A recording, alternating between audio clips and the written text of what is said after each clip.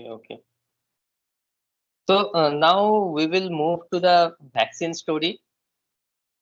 So if we consider the existing available vaccines in India, how much efficacy it is there against the new strain, and which vaccine shows the better efficacy? Because we have Covishield, we have Covaxin, Sputnik also came, and some other vaccines like Pfizer, um, Moderna.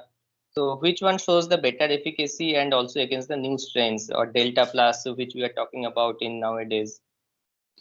So first you have to understand the basics of vaccine. So whenever we are talking about prevention, so why vaccine is required?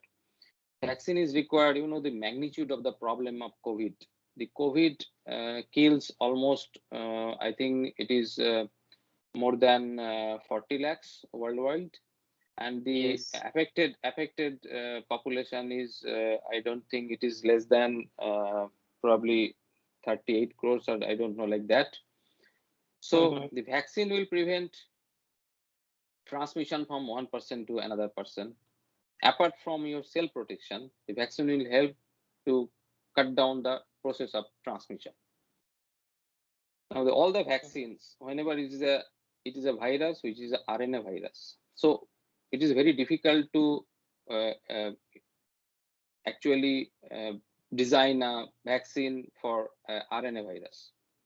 Like, this HIV is an RNA virus, we don't have vaccine. HCV is an RNA virus, we don't have vaccine. But we have vaccines for all DNA virus, like your measles, or like your hepatitis B, etc.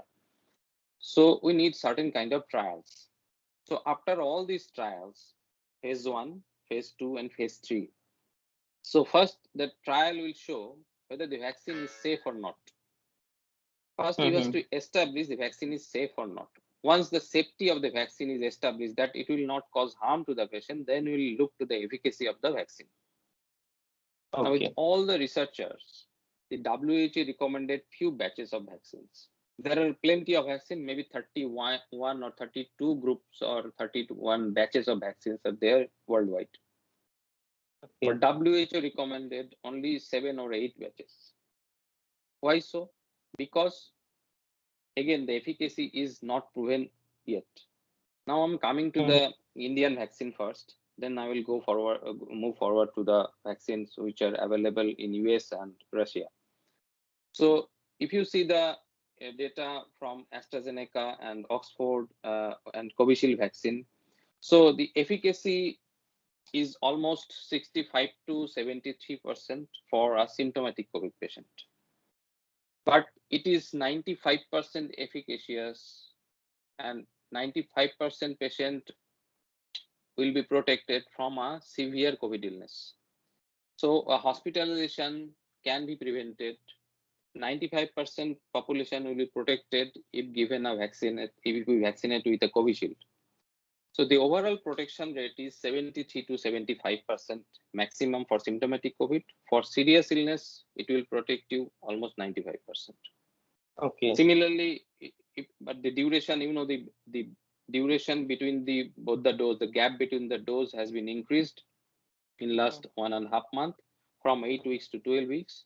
So initially the data was showing that 65% protection if it is given within 4 weeks or 6 weeks period of time.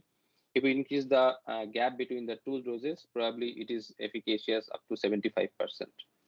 The data is similar in case of Covaxin also. The protection rate for symptomatic COVID is almost 70%. For serious illness, the protection rate is almost 90 to 95%. Now coming to the strain. The strain, initially it is a Wuhan strain. Later on, we have seen it is an alpha strain and beta strain from UK and South Africa. And the Indian strain is Delta variety. Still, we don't have data whether the Delta variety can be tackled with this Covaxin or Covishield.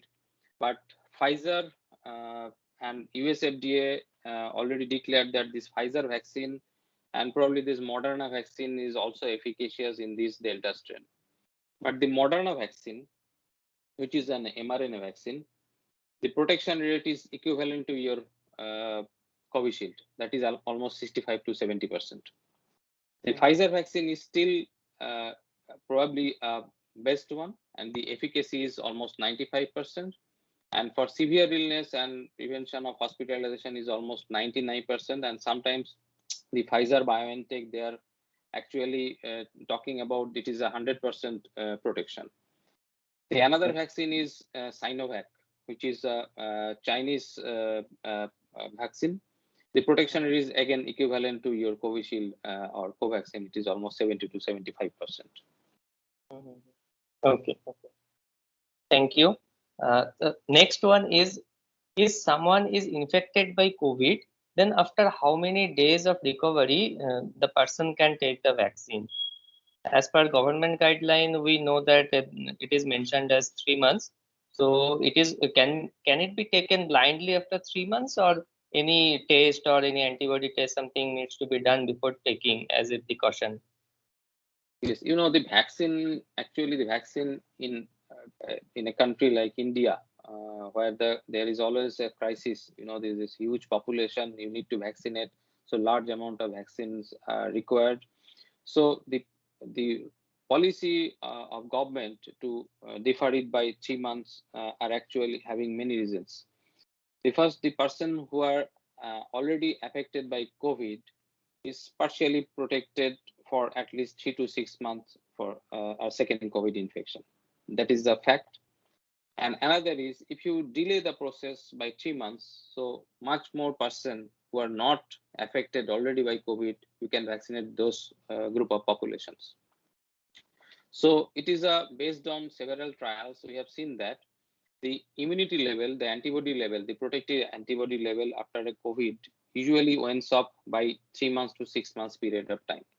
So 3 months has got a scientific justification that you don't take vaccine. When you are having antibody, probably this vaccine shot will not work.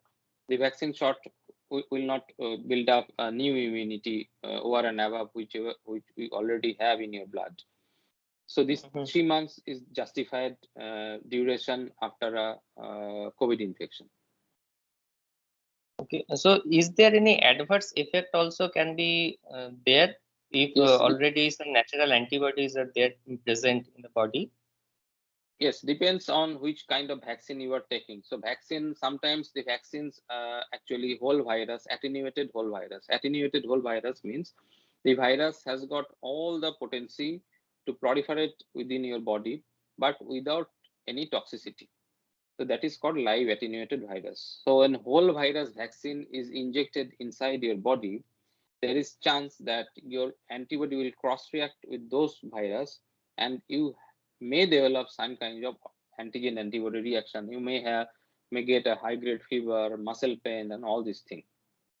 So there is possibility, and that can happen also during your second dose of vaccine, because many persons we are vaccinating, they don't know their antibody titer, or they don't know their COVID status, whether they are they already had any asymptomatic COVID or not.